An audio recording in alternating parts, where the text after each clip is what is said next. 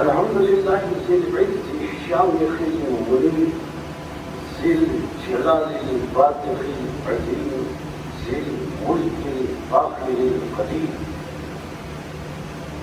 مالك الأملاك مفلك الأفلاك مسخر الشمس والقمر مكبر الليل والنهار مكبر النهار على الليل قاسم كل جبار عنيد مهلك كل شيطان مريد رب الجنة والناس رب العالمين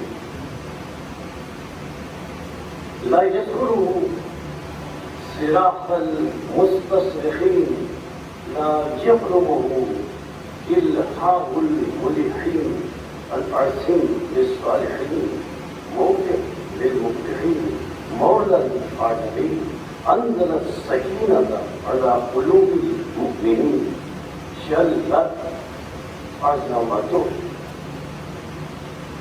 الصلاة والسلام على النبي الأمي العربي الهاشمي الحرشي المكي المدني الأبدعي المرتضى أبي القاسم محمد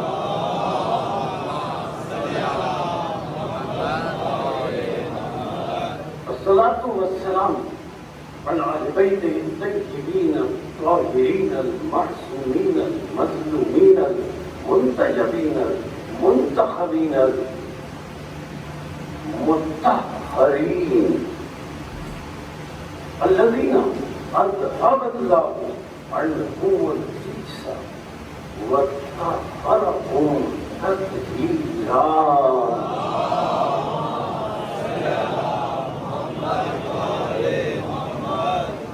أما بعد فقد قال الحكيم في محكم كلامه المتين وخطابه المبين وما أصدق الصادقين وقوله الحق لأنه هو مؤمن الحق بالحق بسم الله الرحمن الرحيم شرع لكم من الدين ما وصى به نوحا والذي أوحينا إليك وما وصينا به إبراهيم وموسى وعيسى أن أقيموا الدين ولا تتفرقوا فيه كبر على المشركين ما تدعو إليهم الله يجتب إليه من يشاء ويهدي إليه من ينيب صلوات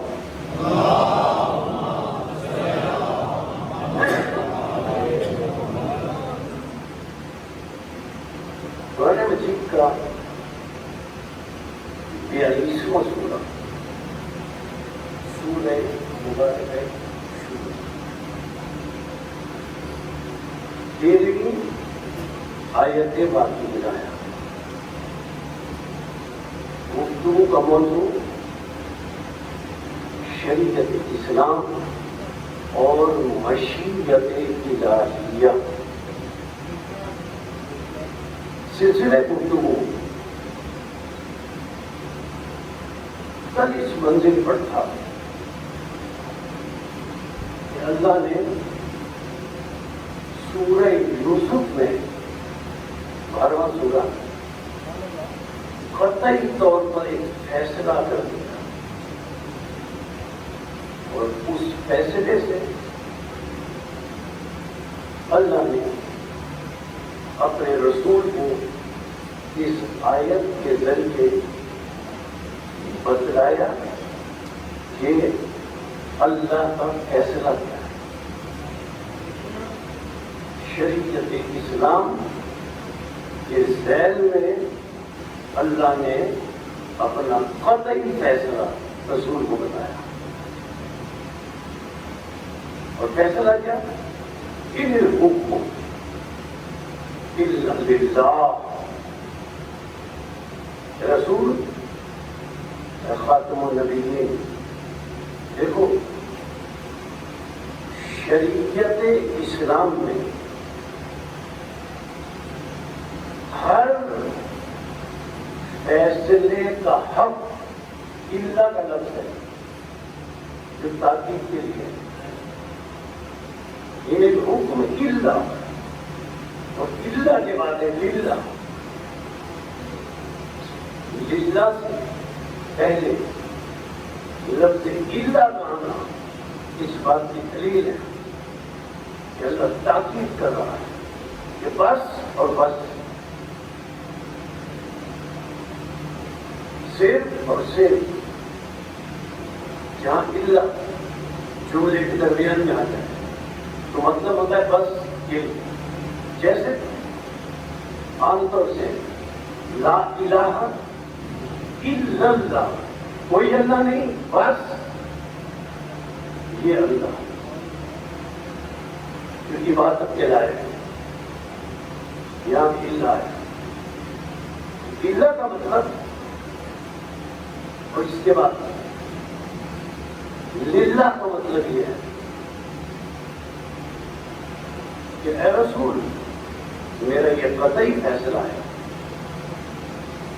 کہ شریعت اسلام کا ہر فیصلہ کرنے کا حق صرف اور صرف مجھ اللہ کو ہے. مسئلہ کے تشیع کا بنیادی عقیدہ کیا ہے؟ ہم اعلان کریں اپنا بنیادی عقیدہ بتا رہے ہیں تاکہ کسی کو غلط فہمی نہ ہو. دیکھیں مسئلہ کے تشیع کو بنیادی عقیدہ یہ ہے کہ عالمین کی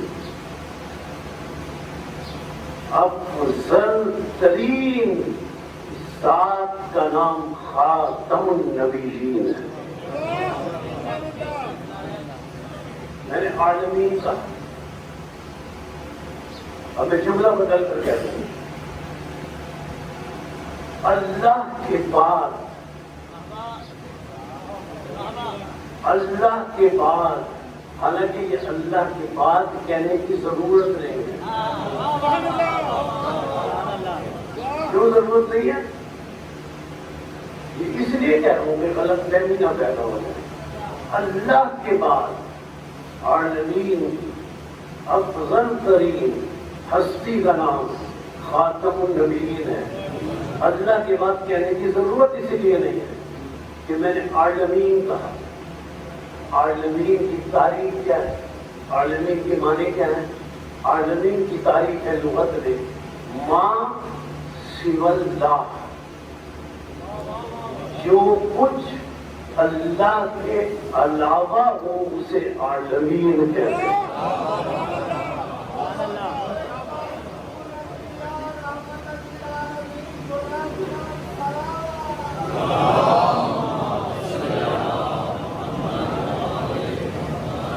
اللہ نے فرمایا اے رسول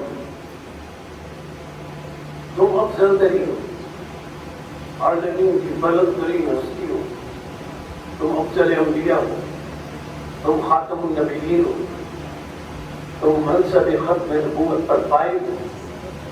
لیکن اے رسول یاد رکھو شریعت اسلام کے، چاہے شریعت اسلام تکوین کی، چاہے شریعت اسلام تشریح کی، اے رسول ہم نے تمہیں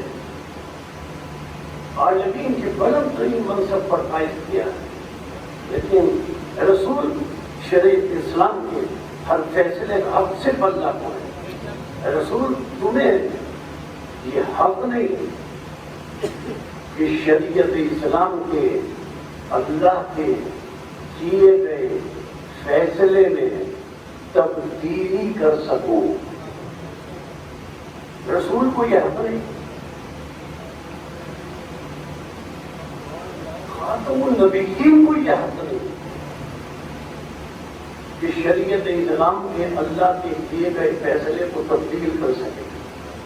آپ نے توجہ فرمائی, خاتم النبیین کو جب یہ حق نہیں ہے تو خاتم النبیین کے بعد کسی اور کو کیا حق ہے کہ وہ اللہ کے فیصلوں کو بدل دے؟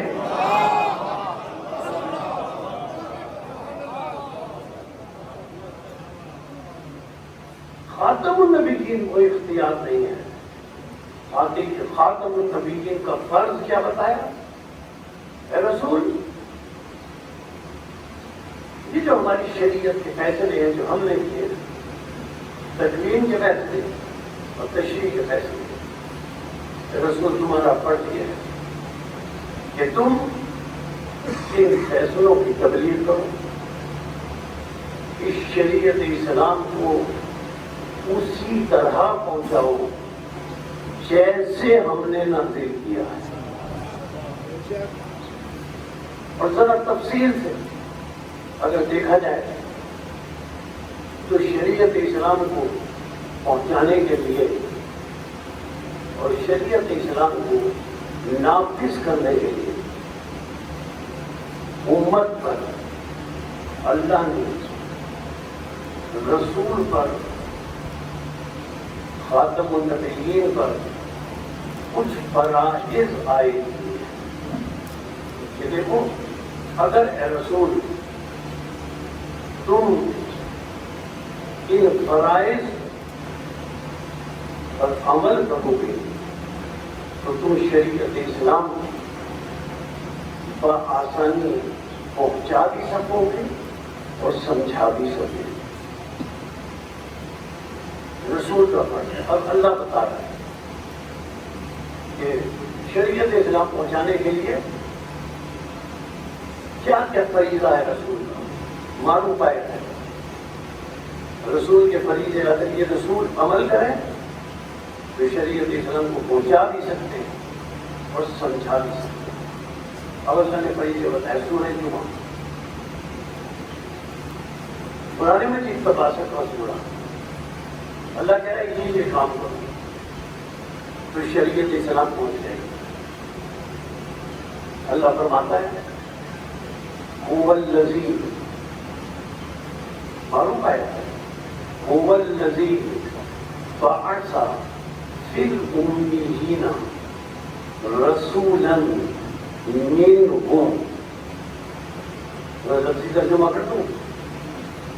هو الذی, اللہ کی شان یہ ہے کہ اس نے ایسی شان والا رسول بھیجا.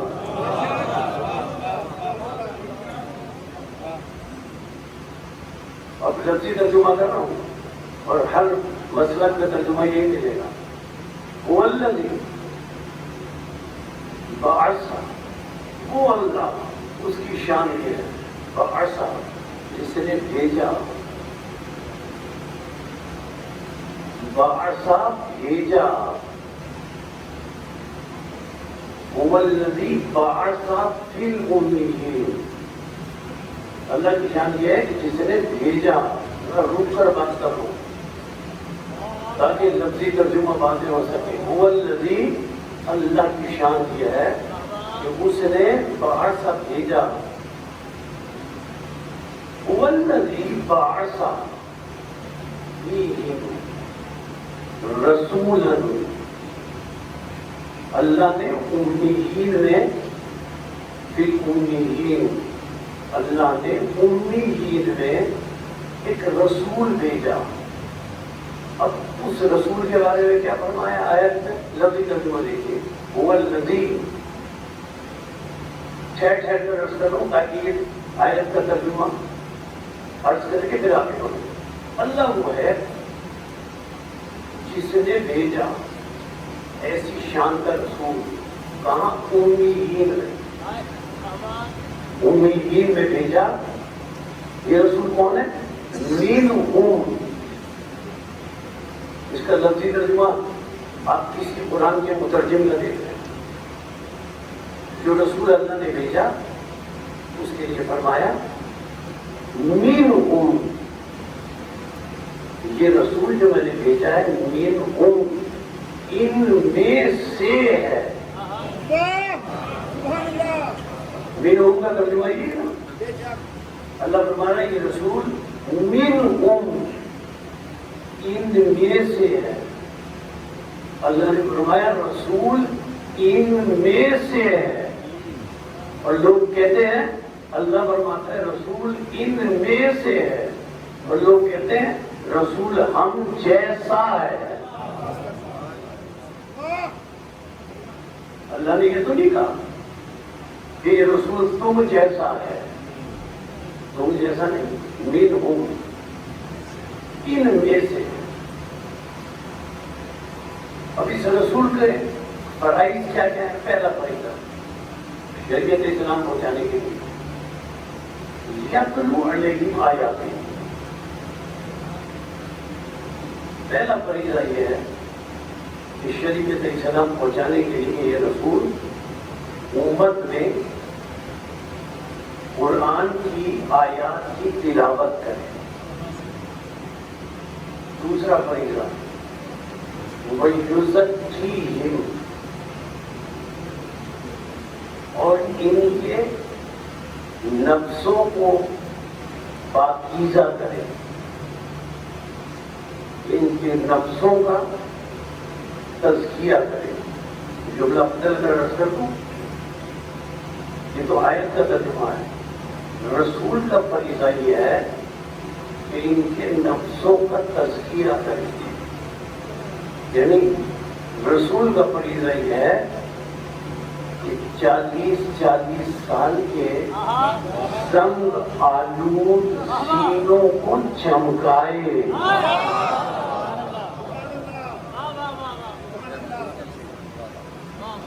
اب تیسرا فریضہ وَيُعَلِّمُهُمُ الْكِتَابَ وَالْحِکْمَةَ. تیسرا فریضہ یہ ہے کہ رسول انہیں کتاب اور حکمت کی تعلیم. یعلمہم کا مطلب کیا؟ اللہ نے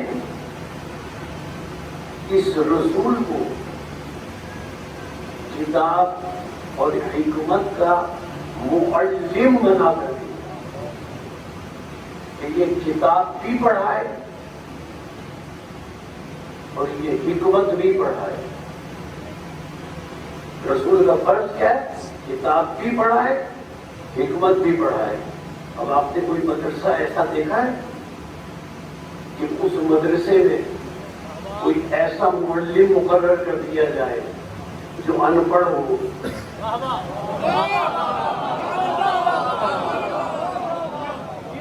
لوگ کیا کہتے ہیں رسول ان پڑھ تھے.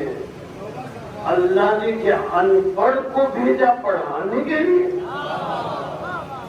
معلم بنا کر اللہ نے بھیجا. اور معلم بنا کر بھیجنے کا مطلب کیا ہے کہ اس رسول کے پاس معلم کی حیثیت سے جو علم ہے وہ دنیا کا کسبی علم نہیں ہے. اگر کسبی علم ہوتا تو آیت میں معلم کا اور یعلمہ کا لفظ موجود نہ ہوتا. یعلمہم الکتاب والحکمہ.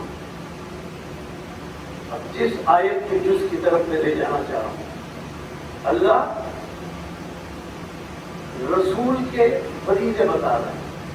پہلا فریضہ تلاوت آیات، دوسرا فریضہ ان کے نفوس کا تزکیہ کرو، تیسرا فریضہ کتاب اور حکمت کی تعلیم. اب آیت پڑھ لیجیے. ان قانون کے بعد اب رسول نے ایک فریضہ اور اللہ نے بتایا. ان قانون میں نکال لو لفظ زلالی پوری. ایک فریضہ اللہ نے اور بتایا. یہ فریضہ بتانے کے بعد اور یہ اللہ ہے کہ توجہ فریضہ اللہ کہہ رہا ہے اے رسول تمہارا فریضہ یہ ہے شریعت اسلام کو پہنچانے کے لیے وآخرین منہم لما یلحقوا بہم. اب کئی ترجمہ دیکھ لیں. اللہ نے فرمایا اے رسول تمہارا فریضہ یہ ہے وآخرین منہم لما یلحقوا بہم کہ قیامت تک آخرین قیامت تک کے آخری انسان تک ہدایت کرنا اور شریعت کو سمجھانا اے رسول تم پر فرض ہے.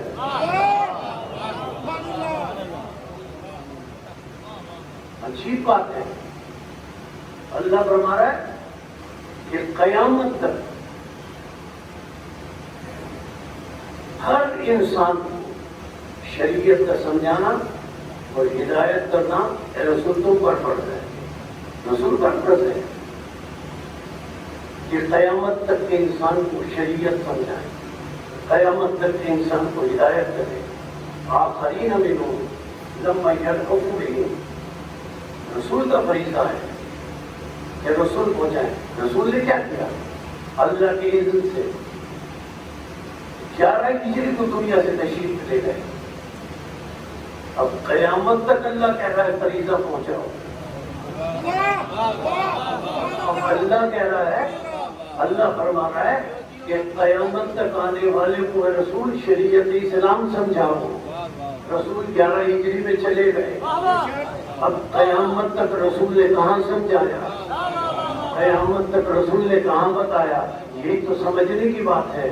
رسول نے اپنے دنیا سے جانے سے قبل غدیر کے میدان میں من کنت مولا فہذا علی مولا کہہ کر قیامت تک کے لیے ایک محمد مقرر کر دیا.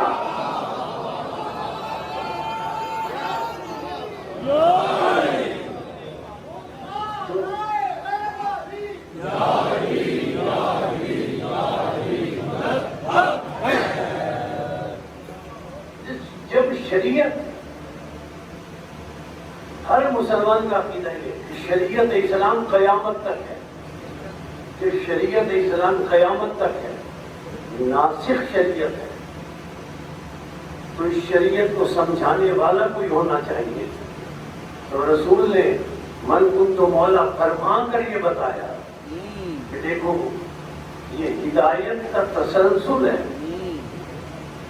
اس تسلسل کے حوالے سے ایک محمد قیامت تک شریعت کو سمجھانے کے لیے موجود ہے, اور اسے مجھ سے جدا نہ سمجھنا. اولنا محمد, اوسطنا محمد, آخرنا محمد, وکلنا محمد. دیکھو ہمارا اول بھی محمد ہے, ہمارا اوسط بھی محمد ہے, ہمارا آخر بھی محمد ہے, ہم کل کے کل محمد ہیں. رسول نے کل کو محمد کہا, رسول بھی محمد. اور غیبت میں جو شریعت کو موجود ہو کر سمجھا رہا ہے وہ بھی محمد. کسی نے 7ویں امام سے پوچھا جتنا رسول اللہ, یہ رسول نے, آپ سمجھ گئے نا میں کیا جملہ کہنا چاہتا ہوں. 7ویں امام سے پوچھا یا رسول اللہ آپ نے یہ فرما دیا کہ ہمارا اول بھی محمد, ہمارا اوسط بھی محمد, ہمارا آخر بھی محمد, ہم کل کے کل محمد. آپ یہ کیوں نہیں فرماتے ہمارا اول بھی علی, ہمارا آخر بھی علی, ہمارا اوسط بھی علی, ہم کل کے کل علی. سنیں گے 7ویں امام جواب میں ارشاد فرماتے ہیں, سن رسول نے اولنا محمد اور آخرنا محمد کہا. اولنا علی, آخرنا علی, وکلنا علی. رسول خاتم نے اس لیے نہیں کہا کہ لوگوں سے غدیر کا ایک علی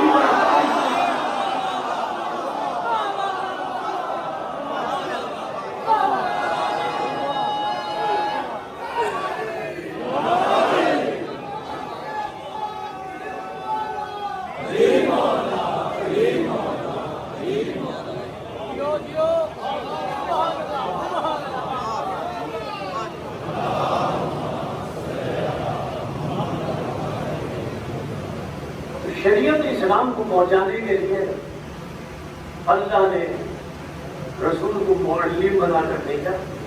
معلم کسے کہتے ہیں؟ کل علم. شریعت کا ہر فیصلہ اللہ کا نافذ کرنا رسول کا کام، سمجھانا رسول کا کام، بتانا رسول کا کام، سنانا رسول کا کام. اچھا یہ ہے رسول کا طریقہ کہ رسول فیصلہ جو اللہ کا ہے اسے لوگوں کے سامنے پہنچائیں. اب رسول نے کیا کیا؟ رسول ارشاد فرمائے رہے اور متفقہ ارشاد، یہ متفقہ طور پر موجود ہے، اس میں کوئی اختلاف نہیں. اللہ نے کہا فیصلہ میرا ہے، اس فیصلے کو پہنچانا اے رسول تمہارا کام ہے. تو رسول نے کیا فرمایا؟ ایھا الناس افضاکم علی، اے لوگوں تم میں بہترین فیصلہ کرنے والا علی ہے. فیصلہ کون کر سکتا ہے؟ عام انسان یہ فیصلہ نہیں پہنچا سکتا. فیصلہ پہنچانے کے لیے جو اللہ کی شریعت کا فیصلہ ہے پہنچانے کے لیے ضروری ہے کہ وہ کل علم کا مالک. اور میں اپنی طرف سے نہیں کہہ رہا کہ وہ کل علم کا مالک ہو. آیت موجود ہے سورہ جاسیہ قرآن مجید کا 45واں سورہ، اس میں اللہ نے بتایا، اللہ ارشاد فرما رہا ہے ثم جعلناک علی شریعۃ من الامر، اے رسول ہم نے تمہیں شریعت اسلام کا پابند قرار دیا. اتبعھا، اے رسول اس شریعت کی پیروی کرو. ولا تتبع، اب یہاں توجہ کیجیے گا، ولا تتبع اہواء الذین لا یعلمون، اور اے رسول اس شریعت کی پیروی کرو، ان کی پیروی نہ کرنا جو جاہل ہیں. اب شریعت کے مقابلے میں اللہ نے فرمایا کہ ان کی پیروی نہ کرنا جو جاہل ہیں. کیا مطلب ہوا؟ اللہ بتانا یہ چاہتا ہے کہ جہاں شریعت ہوگی وہاں جہالت نہیں ہوگی، اور جہاں جہالت ہوگی وہاں شریعت نہیں ہوگی. اب آپ کی مرضی ہے کہ شریعت اس سے لیں جو مدینۃ العلم ہے. اب آپ کی مرضی ہے کہ شریعت اس سے لیں جو باب مدینۃ العلم ہے، اور آپ کی مرضی ہے کہ شریعت اس سے لیں جو 70 مرتبہ کہہ رہا ہے لولا علی الہلاک، اگر علی نہ ہوتے تو میں ہلاک ہو جاتا.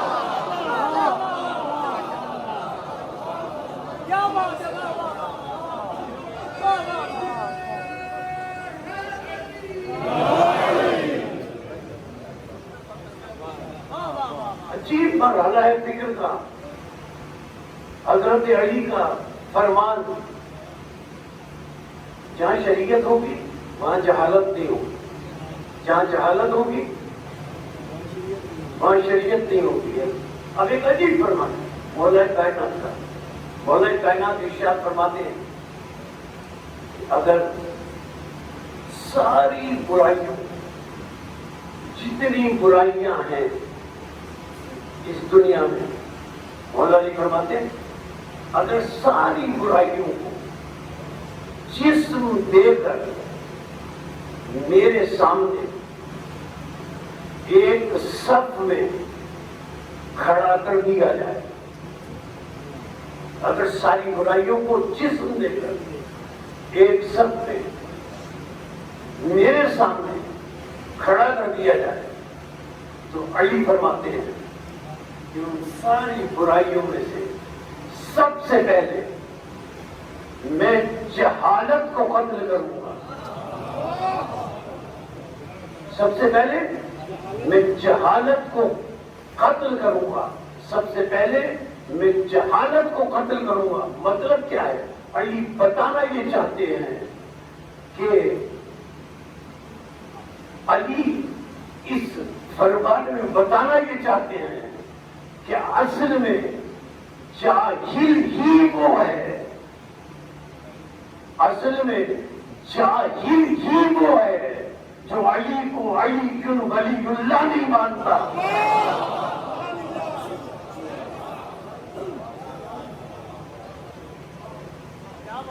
شریعت پہنچانا کس کی ذمہ داری؟ جو کل علم عام انسان ہو نہیں سکتا. کل علم کون ہے؟ جس کے پاس کل علم موجود ہے وہ شریعت پہنچائے گا, وہ شریعت کو سمجھائے گا.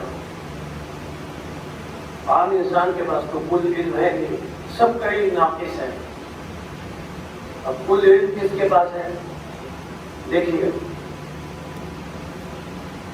خاتم النبیین کے بعد سے اب تک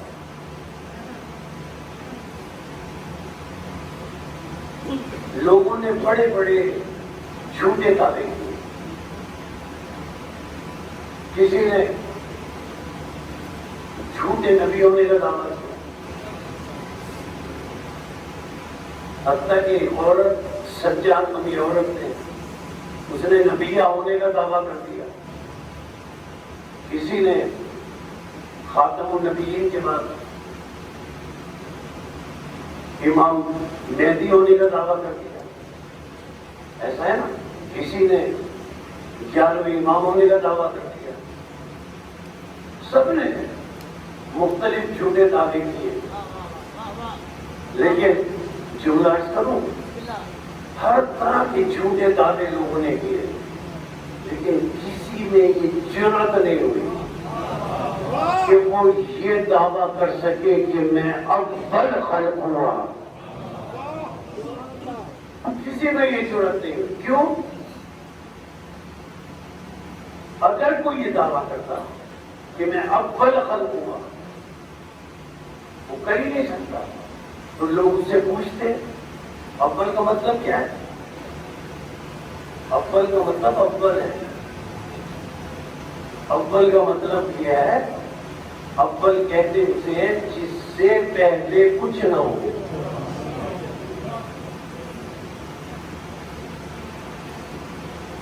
اول کسے کہتے ہیں؟ جس سے پہلے کچھ نہ ہو. نہ زمین, نہ آسمان, نہ سورج, نہ چاند, نہ ستارے, نہ انسان, نہ حیوان, نہ جنات, نہ ملائکہ, نہ لوح, نہ قلم, نہ عرش, نہ فرش, کچھ نہ ہو. اگر کچھ ہے تو وہ اول نہیں. اول وہ ہوگا کہ جس سے پہلے کچھ نہ ہو. اب اول ہونے کا دعویٰ کسی نے کیوں نہیں کیا؟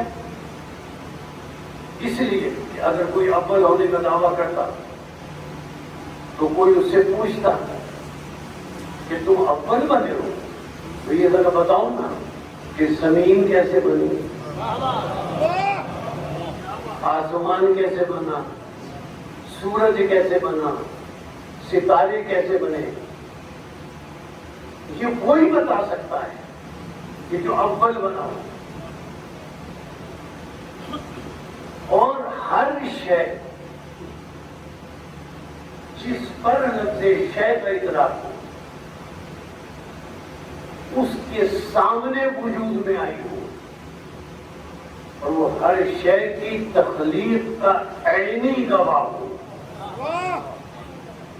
اول اسے کہتے ہیں جو ہر شے کی تخلیق کا عینی گواہ ہو. اجزاء ترکیبی کو جانتا ہوں کہ کون سی شے کن کن اجزاء سے ترکیب پا کر وجود میں آ رہی ہے، اسے کہتے ہیں اول۔ اول ہونے کا دعویٰ کسی نے اور کسی میں جرأت بھی نہیں کہ کوئی اول ہونے کا دعویٰ کرے۔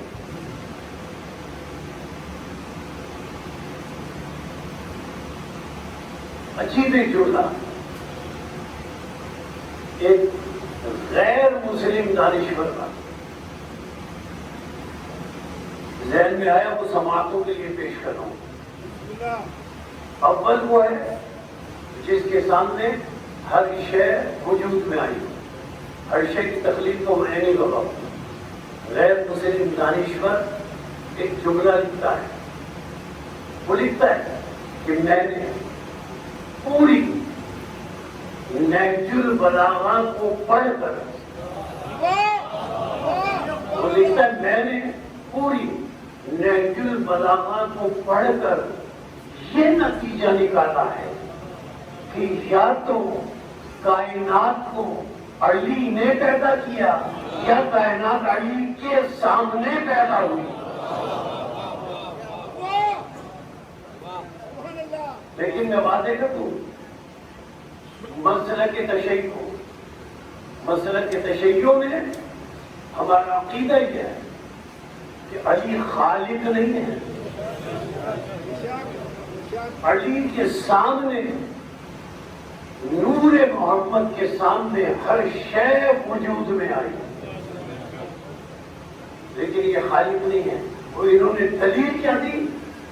اپنے سر سجدے میں رکھ کر بتائے ہیں کہ ہم اللہ نہیں ہیں، اللہ وہ ہے جسے ہم سجدہ کر رہے ہیں۔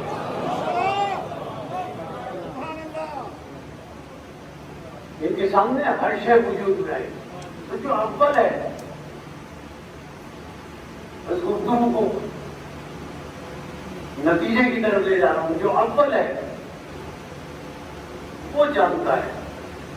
اس لیے جتنی روایتیں آپ پڑھیں اور تلاش کریں، صرف آپ کو دو ہستیوں کے فرمان ملیں گے، اور یہ فرمان دو ہستیوں میں جو ہمیں ملتے ہیں، یہ وہی کر سکتا ہے جو اول وجود میں آیا۔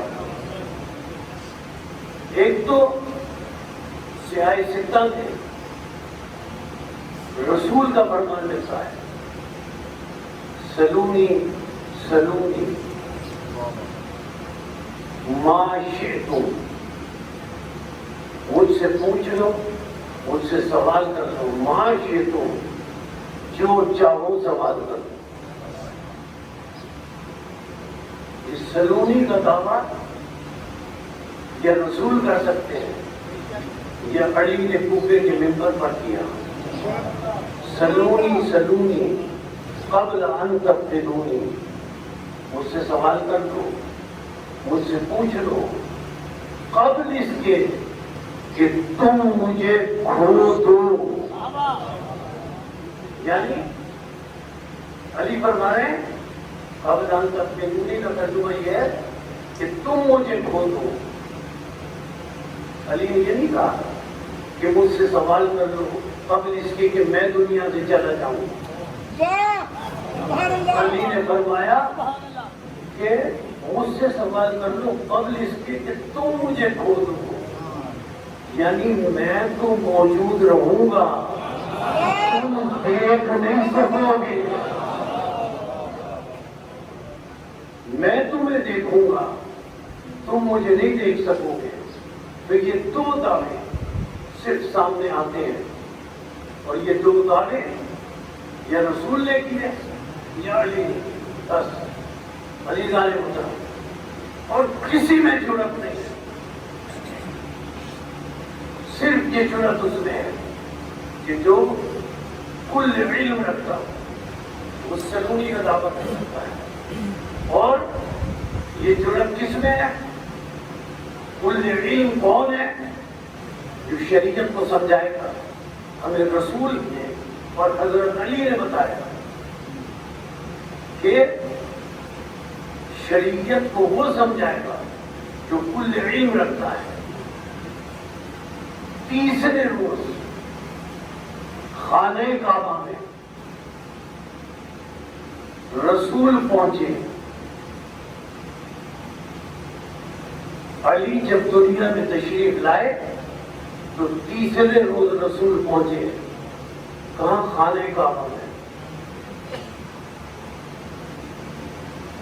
3 راتیں گزاری ہوں.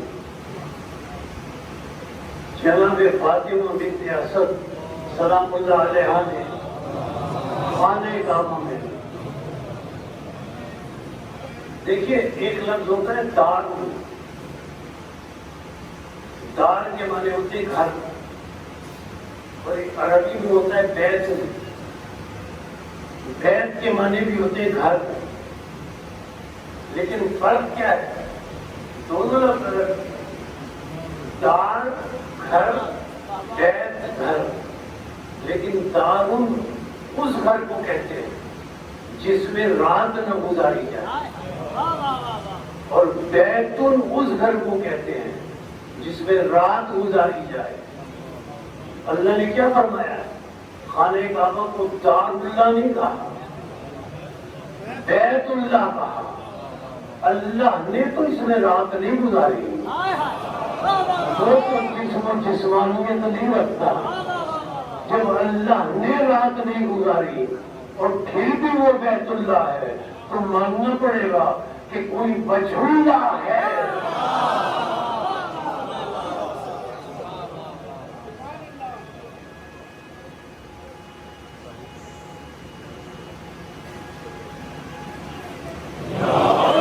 اچھا ایک بات یہ سب تاریخ میں موجود ہے کہ حضرت فاطمہ بنت اسد سلام اللہ علیہا 3 دن تک خانہ کعبہ میں رہی. مجھے ایک روایت کسی تاریخ سے تلاش کر کے بتا دیں، ایک روایت بتا دیں کہ 3 دن اور 3 رات حضرت فاطمہ بنت اسد خانہ کعبہ میں رہی. مجھے ایک کوئی کسی بھی کتاب میں روایت دکھا دیں کہ حضرت ابو طالب فاطمہ بنت اسد کو تلاش کرنے نکلے.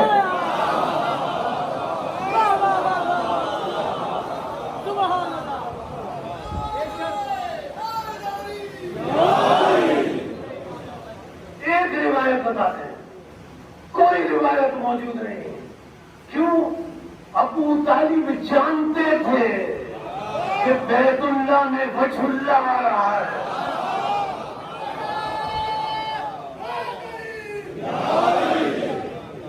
اب تیسرے روز 3 دن کے بعد خاتم النبیین پہنچے، جو کل علم کا مالک اور شریعت اسلام کو سمجھا سکتا ہے. کون ہے کل علم کا مالک؟ تیسرے روز رسول پہنچے. رسول نے حضرت علی کو اپنے ہاتھوں میں لیا. علی نے پہل آنکھ کھولی، رسول کی زیارت کی. زیارت کرتے علی کہتے ہیں یا رسول اللہ توریت سناؤں، یا رسول اللہ انجیل سناؤں، یا رسول اللہ زبور سناؤں، یا رسول اللہ وہ قرآن سناؤں جو ابھی نازل نہیں ہوا. ابھی نعرہ تکبیر، نعرہ تکبیر، نعرہ رسالت، نعرہ رسالت. علی شہنشاہ، علی بادشاہ، علی مشکل کشا، علی شیر خدا، علی رب کا مذہب، علی شان قرآن، علی یا نیزان، علی میری جان، علی دام نصر، علی سردان، علی کل ایمان، علی تیرا ایمان، علی میرا ایمان. نعرہ حیدری،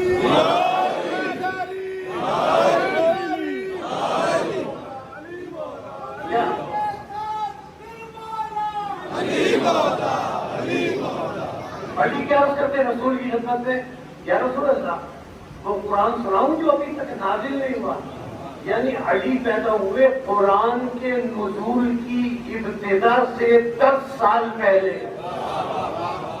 اور 10 سال پہلے علی رسول سے کہہ رہے ہیں یا رسول اللہ قرآن سناؤں. اور یہ کہہ کر علی نے قرآن مجید کے سورہ المومنون کی آیات پڑھنی شروع کر دی. میں مولا علی کی خدمت میں عرض کروں. مولا قرآن کے 114 سورے ہیں. سورہ بقرہ پڑھ لیتے, سورہ کوثر پڑھ لیتے, سورہ منافقون پڑھ لیتے, کہ آپ نے سورہ المومنون ہی کی آیات کو پڑھنے کا انتخاب کیوں کیا؟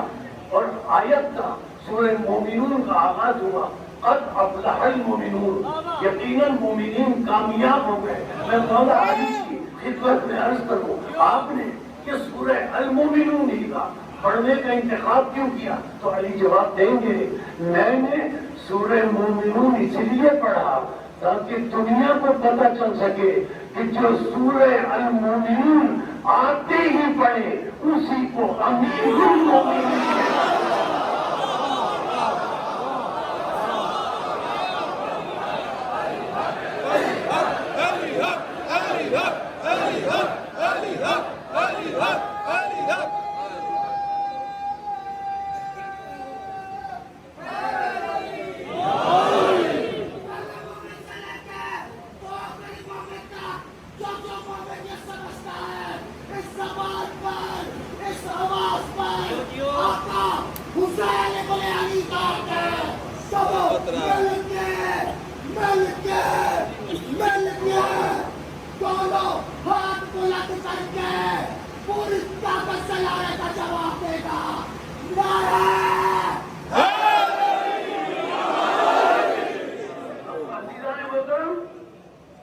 آپ نے بہت مرتبہ یہ واقعہ سنا ہوگا کہ حضرت علی نے رسول کے ہاتھوں پر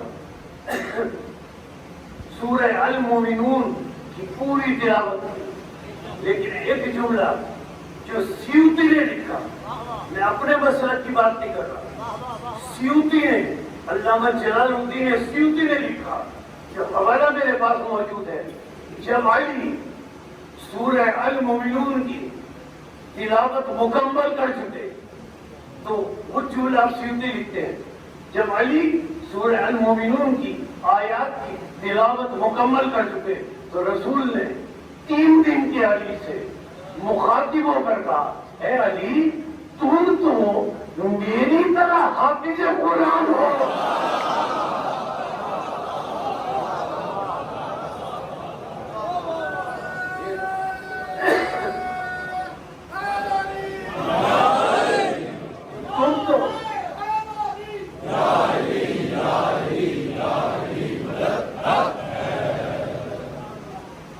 اب سنے جملے جو میں خصوصاً نوجوانوں اور بچوں کی سماعتوں کے لیے ہدیہ کرنا چاہتا ہوں, تاکہ ہمارے بچوں سے اور نوجوانوں سے اگر کوئی یہ سوال کرے تو اس کا وہ جواب دے سکے.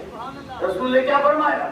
علامہ جلال الدین سیوطی نے لکھا کہ سورہ المومنون کی تلاوت کے بعد رسول علی سے مخاطب ہوئے, اے علی تم تو میری طرح حافظ قرآن ہو. اب بچے اور نوجوان سنیں, مسلک تشیع پر, شیعوں پر ایک عام الزام یہ لگایا جاتا ہے کہ شیعوں میں حافظ قرآن نہیں ہوتے. ایک عام الزام لگایا جاتا ہے کہ شیعوں میں حافظ قرآن نہیں ہوتے. کیوں نہیں ہوتے؟ ہزاروں, آپ کہیں تو ہزاروں حافظ قرآن ہم دکھاتے ہیں. اب یہ بچے اور جوان سنیں, ہزاروں حافظ قرآن ہم دکھاتے ہیں کہ ہمارے یہاں حافظ قرآن ہوتے ہیں. لیکن میں کہوں گا کہ ایک لمحے کے لیے ہم سب یہ فرض کر لیتے ہیں, ایک لمحے کے لیے ہم سب یہ فرض کر لیتے ہیں کہ ہمارے یہاں کوئی حافظ قرآن نہیں ہے. توجہ کیجیے گا, ایک لمحے کے لیے ہم یہ فرض کر لیتے ہیں کہ ہمارے یہاں کوئی حافظ قرآن نہیں ہے. نہیں ہے, ایک لمحے کے لیے ہم نے فرض کر لیا. اب میں جملے پیش کروں, سماعتوں کے لیے ہدیہ کر رہا ہوں. حضرت علی نے, ہمارے پیشوا نے, ہمارے پیر نے, ہمارے مولا نے دنیا نے آتے ہی قرآن پڑھا اور سیوطی نے لکھا کہ رسول نے فرمایا کہ تم میری طرح حافظ قرآن ہو. ہم میں سے فرض کر لیں ایک لمحے کے لیے فرض کر لیں ہم میں سے شیعوں میں ہوتے ہی نہیں حافظ قرآن نہیں ہوتے. بھائی شیعہ تو ہے مرید.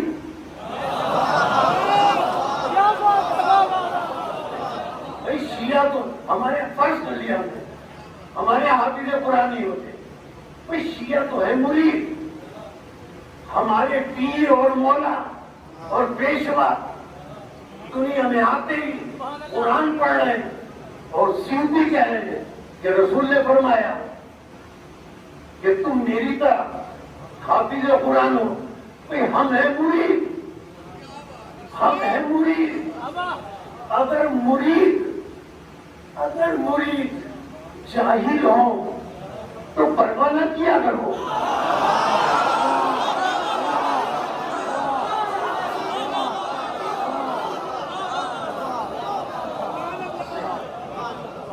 دوسرا جملہ سماعت فرمائے. ہمارے مولا نے ہمارے پیشوا نے ہمارے پیر نے دنیا میں آتے ہی حافظ قرآن ہونے کا ثبوت دیا. سیوطی نے لکھا کہ یہ حافظ قرآن ہے کہ ہم تو ہیں مرید. ہمارے پیشوا ہمارے پیر ہمارے مولا علی ہیں جن کو حافظ قرآن تسلیم کیا گیا. ہمیں مرید. اگر مرید چاہیے ہو تو پرواہ نہ کیا کرو لیکن دعا کرو.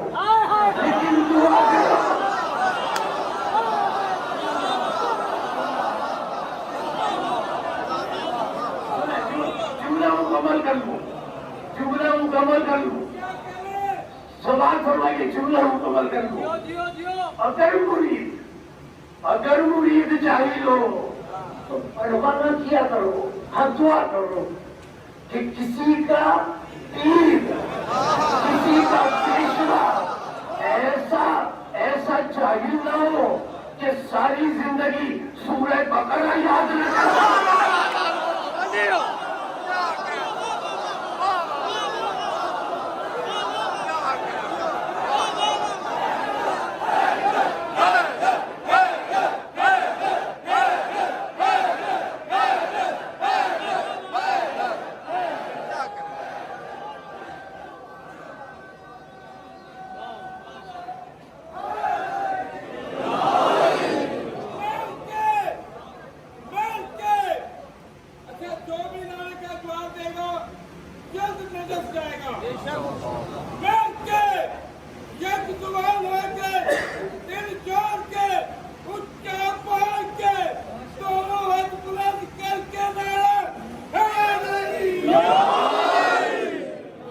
مولا علی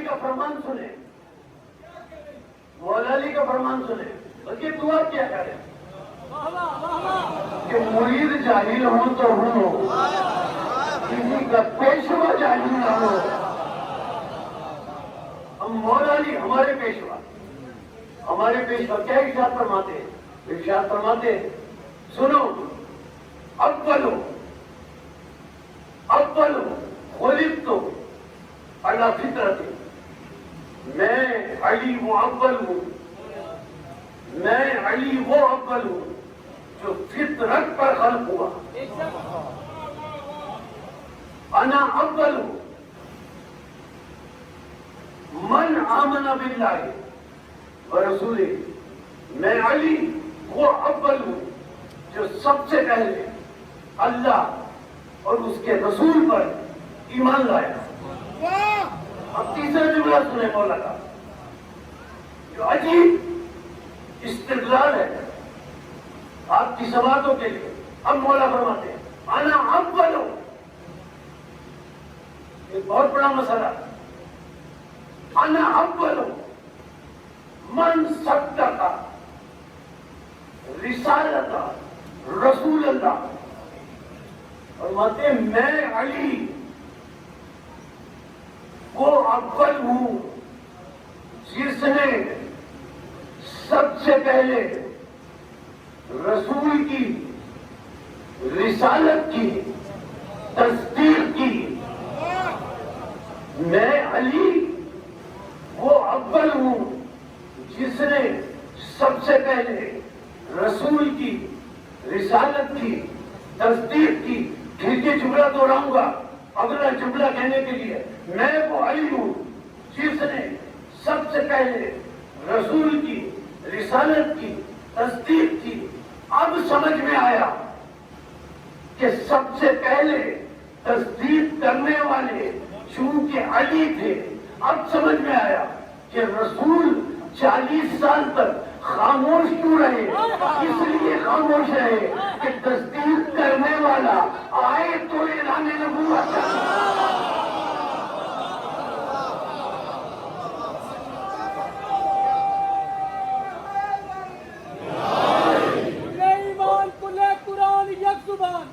صدائے ابوذر صدائے میثم صدائے سلمان مصداق انما یرید اللہ عین اللہ اذن اللہ وجہ اللہ ید اللہ جلب اللہ صبغۃ اللہ اسم اللہ باب اللہ علی ولی اللہ تسکین الہی ضرورت الہی. سب بولو مل کے بولو نعرہ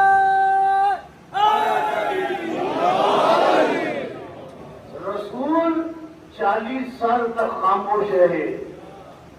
اعلان نبوت نے کیا اس لیے کہ انتظار تھا کہ اول تصدیق کرنے والا آئے. اب رسول نے علی کے آنے کے بعد 40 سال کی عمر میں اعلان نبوت کیا. اعلان نبوت میں پہلی دعوت ذوالعشیرہ کی. رسول کی جتنی حیات طیبہ ہے رسول کی پوری حیات طیبہ ہے. رسول کے بہت سے خطبے ملیں گے ممبر کے, بڑے بڑے طویل خطبے ملیں گے, غدیر کے خطبے ملیں گے, لیکن رسول کی پوری حیات طیبہ کا سب سے چھوٹا خطبہ, رسول کی پوری زندگی کا مختصر ترین خطبہ دعوت ذوالعشیرہ کا ہے.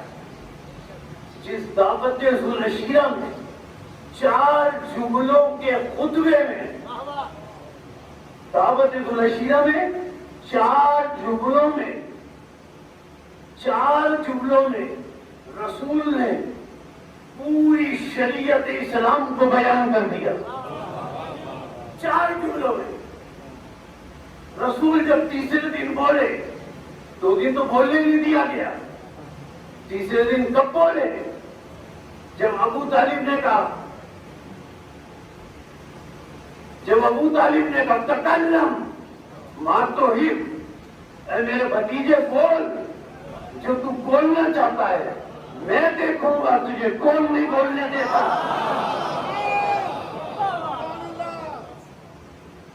جو ابو طالب نے جملے گئے, اب رسول اکرم نے مختصر ترین اپنی پوری حیات طیبہ کا مختصر ترین خطبہ دیا.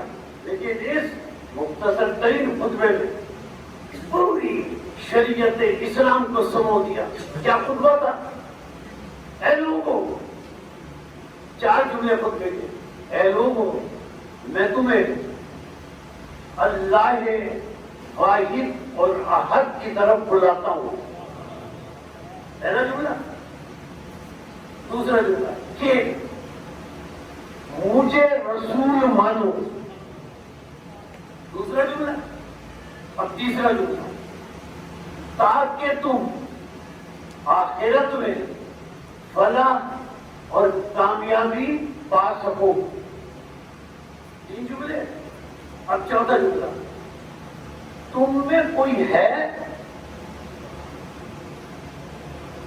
جو میری نصرت اور مدد کر کے میرا وسیع اور جانشین بننے کو تیار ہو. 4 جملے. اللہ کو پوری شریعت کو سمو دیا 4 جملوں میں. کیسے سمو دیا؟ اللہ کو واحد اور احد مانو, توحید. مجھے رسول مانو, رسالت, تاکہ تمہاری آخرت میں تمہیں فلاح مل سکے. عقیدہ آخرت. تم میں کوئی ہے جو میری نصرت اور مدد کر کے میرا جانشین بننے کو تیار ہو. امامت یعنی پہلے خطبے میں توحید بھی، 4 جملوں میں رسالت بھی، 4 جملوں میں قیامت بھی، اور 4 جملوں میں یہ بھی کہ تم میں کوئی ہے جو میری نصرت اور مدد کر کے میرا وسیع وزیر اور جانشین بننے کے لیے تیار ہو. دیکھیے زیان مطلب علی کا سن ہے 10 سال کا، گفتگو کا اختتامی مرحلہ. میں آپ کے سامنے گفتگو کر رہا ہوں نا، تو میری گفتگو کے دوران ساری نظریں میری طرف ہیں، سب مجھے دیکھ رہے ہیں توجہ سے. اب رسول خطبہ دے رہے ہیں، ذرا تصور کریں 120 یا 124 افراد میں رسول خطبہ دے رہے ہیں. جب رسول خطبہ دے رہے ہیں تو وہ 124 افراد کی نظریں رسول کی طرف. میں آپ سے گفتگو کر رہا ہوں، سب کی نظریں میری طرف ہیں. اگر درمیان میں کوئی کھڑا ہو جائے اور کھڑا ہو کر کچھ بولنے لگے، میرے بولنے کے درمیان وہ بولنے لگے، تو جو نظریں میری طرف ہیں وہ ساری نظریں اس بولنے والے کی طرف جائیں گی. بس عزیزوں، دعوت ذوالشیرہ میں یہی ہوا، لیکن ایک جملہ ملتا ہے، وہ جملہ بس پیش کر دو. دعوت ذوالشیرہ میں رسول نے فرمایا ہے کوئی جو میری نصرت اور مدد کر کے میرا وسیع، میرا وزیر، میرا جانشین بننے کو تیار ہو. 10 سال کے علی کھڑے ہوئے اور کھڑے ہو کر کہا آنا یا رسول اللہ. اب تک رسول بول رہے تھے، مجمع کا رخ اور آنکھیں رسول کی طرف تھی. علی نے کھڑے ہو کر کہا انا یا رسول اللہ. اب سارا مجمع جو پہلے رسول کو دیکھ رہا تھا، علی چونکہ کھڑے ہو گئے، اب سارے مجمع کی نظریں علی کی طرف گئی. رسول نے تبسم فرمایا. صرف یہ جملہ ملتا ہے، پہلے ساری نظریں رسول کی طرف تھی، اب ساری نظریں علی کی طرف گئی. رسول نے جب یہ دیکھا تو رسول نے تبسم فرمایا. اب مجھے نہیں پتا کہ رسول نے تبسم کیوں فرمایا. پہلے ساری نظریں رسول کی طرف تھی، پھر ساری نظریں علی کی طرف گئی. میرا خیال ہے کہ رسول نے تبسم اس لیے فرمایا کہ لوگوں، میں بھی تو یہی چاہتا ہوں کہ مجھ سے نظر ہٹے، علی پہ نظر پڑے.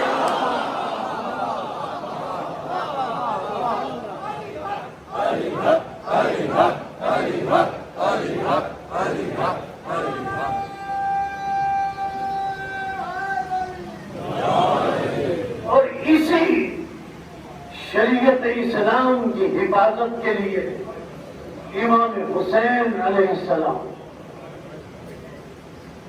کربلا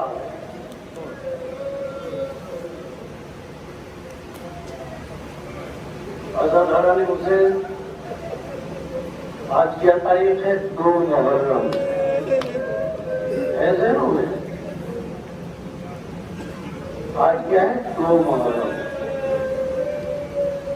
مسائل کے لیے تو اتنا کہہ دینا کافی ہے کہ آج 2 محرم ہے. حسین کا گھوڑا چلتے چلتے کربلا کی زمین پر رک گیا.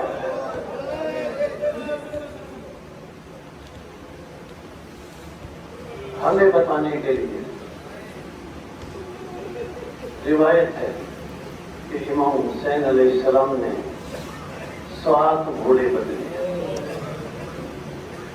کوئی گھوڑا اپنے مقام سے نہ ہلا. امام حسین علیہ السلام چاہتے تھے گھوڑا آگے بڑھے، گھوڑا نہیں بڑھتا تھا. جب کوئی گھوڑا آگے نہ بڑھا، امام حسین گھوڑے پر سوار ہے. آواز دی علی عباس کہ ذرا قریب کی بستی میں جاؤ اور وہاں کے لوگوں کو ذرا بلا کر لاؤ. حضرت عباس ہے، وہاں کے لوگوں کو بلا کر لائے. امام حسین علیہ السلام نے پوچھا، ان لوگوں سے پوچھا کہ اس زمین کا نام کیا ہے؟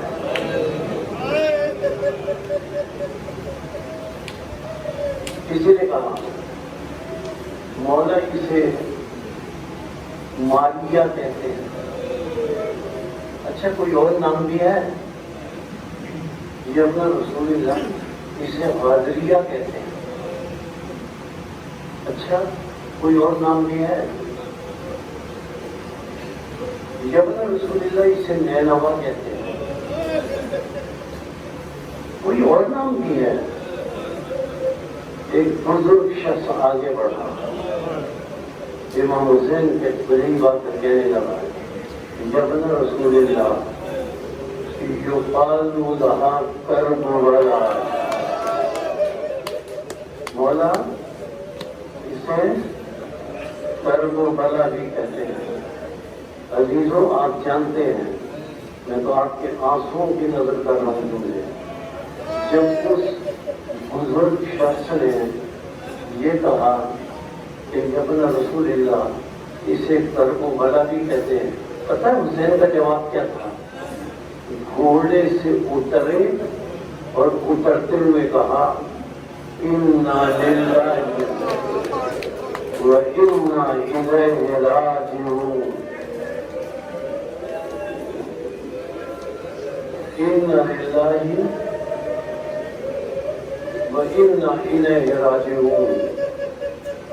اور پھر آواز دی، عباس، علی اکبر، قاسم، ذرا میرے پاس آؤ۔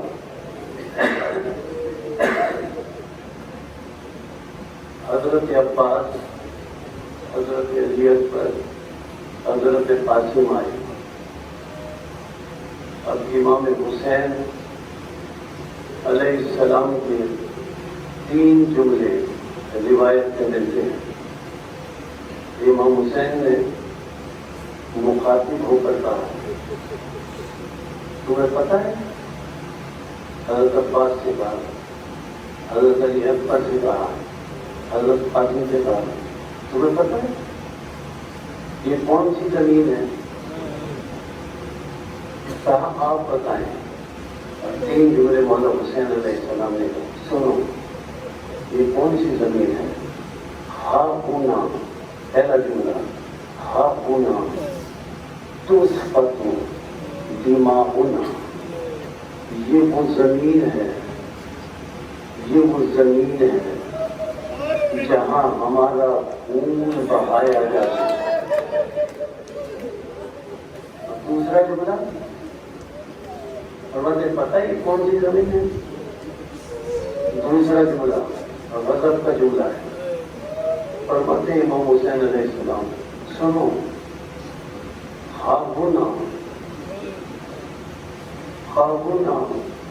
ترزبہو اطفالنا، سنو یہ وہ زمین ہے کہ اس زمین پر ہمارے چھوٹے چھوٹے بچوں کو ذبح کیا جائے گا۔ یہ وہ زمین ہے ہمارے چھوٹے چھوٹے بچوں کو ذبح کیا جائے گا۔ اب بڑے غضب کا جملہ ہے، مولا نے تیسرا جملہ کہا، پتہ ہے یہ زمین کون سی ہے؟ مولا حسین علیہ السلام ارشاد فرماتے، سنو ہاؤنا تسرا حلیمنا، سنو یہ زمین وہ ہے کہ جس زمین پر ہماری بیٹیوں کے سروں میں نیزے مار کر ان کے سروں سے چادریں اتار لی جائیں گی۔ یہ وہ زمین ہے کہ جس میں بیٹیوں کے سروں سے چادریں اتر جائیں گی۔ عزیزانو، اب حضرت عباس سے کہا، بھیا عباس اس زمین کے مالک کو بلاؤ۔ زمین کا مالک آیا، آپ ابھی سن چکے، سنتے رہتے ہیں، میں تو دوہرا رہا ہوں۔ زمین کے مالک سے مولا حسین علیہ السلام نے کہا، ہم یہ زمین خریدنا چاہتے ہیں۔ اس نے کہا، میں ہدیہ کر دیتا ہوں۔ امام نے ارشاد فرمایا، میں امیر کا بیٹا ہوں، اپنے مزاروں کے لیے امام حسین علیہ السلام زمین خرید رہے ہیں۔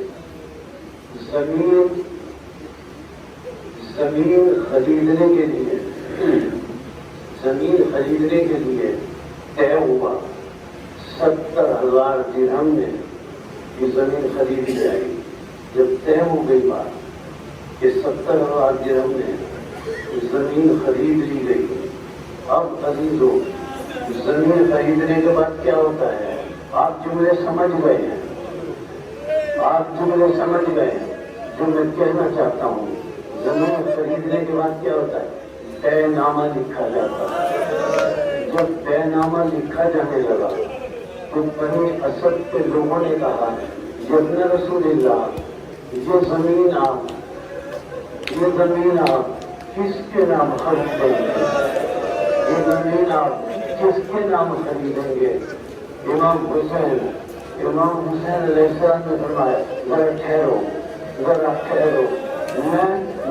میں خیمے میں مشورہ کر کے آتا ہوں. امام حسین خیمے جناب زینب سلام اللہ علیہ میں گئے اور جانے کا بہن میں یہ زمین خرید رہا ہوں، ذرا بتاؤ کس کے نام سے خریدوں؟ آپ کو پتا ہے نا؟ جناب زینب سلام اللہ علیہ نے جواب دیا بھیا یہ زمین میرے بیٹے اکبر کے نام خریدے. بھیا یہ زمین میرے بیٹے اکبر کے نام خریدے. امام حسین نے وہ زمین علی اکبر کے نام خریدی. اب جملے سے بات فرمائیں گے تو آپ کی آنسوؤں کی نظر کرو. امام حسین نے وہ زمین حضرت علی اکبر کے نام خریدی، یعنی زمین کربلا جاتی ہے علی اکبر کی. اسی لیے جب شام غریبہ میں سکینہ کے منہ پر تماچے لگے، جب شام غریبہ میں سکینہ کے کانوں سے گوشت مارے اترے تو سکینہ نے پکار کرتا بھیا اکبر تیری جاگیر میں میرے منہ پر تماچے مارے جا رہے ہیں. بھیا اکبر تیری جاگیر میں میرے منہ پر تماچے مارے جا رہے ہیں، میرے کانوں سے کچھ مارے اتارے جا رہے ہیں. اب امام حسین نے بنی اسد کے لوگوں سے کہا اے بنی اسد کے لوگوں دیکھو، اگر 3 باتیں 3 وصیتیں میں کرتا ہوں. پہلی وصیت یہ ہے اس زمین پر زراعت نہ کرنا. دوسری وصیت یہ ہے اگر کوئی ہماری زیارت کو آئے اسے 3 دن مہمان رکھنا، اسے 3 دن مہمان رکھنا، 3 دن مہمان رکھنا، تاکہ اسے ہماری 3 دن کی پیاس یاد آئے، ہماری 3 دن کی روح یاد آئے. اور پھر فرمایا میری تیسری وصیت یہ ہے کہ دیکھو جب ہم شہید کر دیے جائیں تو ہمیں دفن کر دینا، خوف مت کرنا. پھر بنی اسد کے لوگ چڑھنے لگے تو کہا پر اپنی خواتین کو بھیجو، ان سے کہنا فاطمہ کا بیٹا بلا رہا ہے، ان سے کہنا فاطمہ کا بیٹا بلا رہا ہے.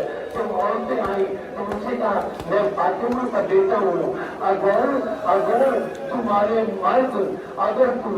مرد خوف کریں ہمیں دفن کرنے میں کریں تو ان کی ہمت بڑھانا اور ان سے کہنا یہ فاطمہ کے بیٹے کا لاشا ہے، ان سے کہنا یہ فاطمہ کے بیٹے کا لاشا ہے، اسے دفن کرو اور ادا کرو. جب عورتیں جانے لگی تو امام حسین علیہ السلام نے کہا اے خواتین اپنے گھر کے طرف بچوں کو بھیج دو. جب چھوٹے چھوٹے بچے آئے تو امام حسین کہتے اے بچوں میں جانتا ہوں تم ہمیں دفن نہیں کر سکتے، تم بہت چھوٹے ہو، لیکن بچوں دیکھو کھیلتے کھیلتے آ جانا، کھیلتے کھیلتے آ جانا اور وزن ہمارے جسموں پر کربلا کی مٹی ڈال دینا، ہمارے جسموں پر کربلا کی مٹی ڈال دینا. عزیزارو 10 محرم کو سر کاٹ لیے گئے، اب صرف جس میں اقدس پڑے ہیں. 11 محرم کو یہ قاتلہ روانہ ہوا سید سجاد کے گلے میں توڑ، پاؤں میں بیڑیاں، ہاتھوں میں ہتھکڑیاں آئی. یہ ہو تک اونٹوں پر بیویوں کو سوار کیا جانے لگا. جب سوار کیا جانے لگا تو جناب زینب سلام اللہ نے کہا کوئی ہمارے قریب نہ آئے, ہم خود سوار کر لیں گے. جناب زینب نے سب بیویوں کو اپنے حق کا واسطہ دے کر ناکوں پر سوار کیا. یہ ہوتج ناکوں پر, اگر اماریوں کے ناکوں پر جناب زینب نے سوار کیا. جب وہ سوار ہو گئی اور صرف جناب فضا رہ گئی اور جناب زینب ہے اور سب بیویاں سوار ہو چکی, تو ایک مرتبہ جناب زینب سلام اللہ علیہ نے جناب فضا سے کہا فضا تجھے میرے حق کا راستہ, میں تجھے سوار کرتی ہوں, تو سوار ہو جا. جب حق کا راستہ ملا فضا بھی سوار ہو گئی. اب اکیلی 11 محرم کو, اب اکیلی, اب تنہا, اب تنہا, اب اکیلی, اب تنہا. جناب زینب کھڑی ہے. کیا کیا جناب زینب نے ایک مرتبہ فرات کی طرف رخ کیا اور فرات کی طرف رخ کر کے بھیا عباس, بھیا عباس مدینے سے چلی تھی تو تم نے سوال کیا تھا, ارے آتے کیوں نہیں ہو, آ کر مجھے سوال کرو, پسند کرو. گفتگو کے چند جملے 11 محرم کو بھی لاشیں پڑے رہے, سر تو چلے گئے لیکن جس میں اندس پڑے رہے. ہمت کر کے 12 محرم کو بنی اسد کے لوگ آئے تاکہ فاطمہ کے بیٹے کو دفن کرے. ابھی وہ بچن میں ابھی وہ دفن کرنے کی تیاری کر رہے تھے کہ مرتبہ دیکھا کہ تو سوار گھوڑے پر چلا آ رہا ہے, سوار تیزی سے گھوڑے پر چلا آ رہا ہے. بنی اسد کو لوگ چھوٹ گئے, کہیں پر جاسوس نہ ہو. جب یہ چھوٹ گئے وہ سوار آیا, گھوڑے سے اترا. بنی اسد کے لوگوں نے کہا ہم پہچانیں نہیں کون ہے. ایک لاوی سر جوان تھا, ایک لاوی سر جوان تھا. اس نے بنی اسد کے لوگ کہتے اس نے ہمیں آواز دے کر اپنے پاس بلایا. ہم سب سے اس نے گنج شہیدہ میں قبر کھدوائی, سب کے لاشوں کو دفن کروایا. مجموعے سے چوتھے امام آئے اور جب بنی اسد کے لوگ کہتے ہمیں ابھی تک نہیں پتا تھا کہ یہ کون ہے جو آیا ہے, لیکن ہم نے دیکھا کہ اس نے آخر میں ایک جملہ کہا. اس جملے سے ہم سمجھ گئے کہ یہ کون ہے جو موضوع سے آیا. وہ جملہ سنیں گے, ایک جملہ بنی اسد کے لوگوں سے آخر میں کہا, آخر میں کہا این علی العباس, این علی العباس, میرا چچا عباس, میرا چچا عباس کا نقشہ کہاں ہے, میرے چچا عباس کا نقشہ کہاں ہے. بنی اسد کے لوگ کہتے ہم نے بتایا یہ لاشا ہے. بنی اسد کے لوگوں سے کہا, بنی اسد کے لوگوں سے سجاد نے کہا تم دور چلے جاؤ اور امامت کی قوت سے لاش عباس کو اٹھایا. امامت کی قوت سے لاش عباس کو اٹھایا اور قبر میں لے کر اتر گئے. بنی اسد کے لوگوں سے کہا تم دور رہنا اور قبر میں جناب عباس کے جسم کو لے کر حضرت سجاد اتر گئے. بنی اسد کے لوگ یہ کہتے ہیں کہ جب بہت دیر تک جناب سجاد قبر سے باہر نہیں گئے اور آج کی اردو کے آخری میں جب بہت دیر تک قبر سے جناب سجاد نہیں نکلے ہمیں تشویش ہوئی. ہم قبر کے قریب گئے تو ہم نے قبر کے قریب جا کر دیکھا سجاد نے اپنا دایاں رخسار, سجاد نے اپنا دایاں رخسار عباس کے سینے میں رکھا ہوا ہے. اپنا دایاں رخسار عباس کے سینے میں رکھا ہوا ہے اور کہہ رہے ہیں چچا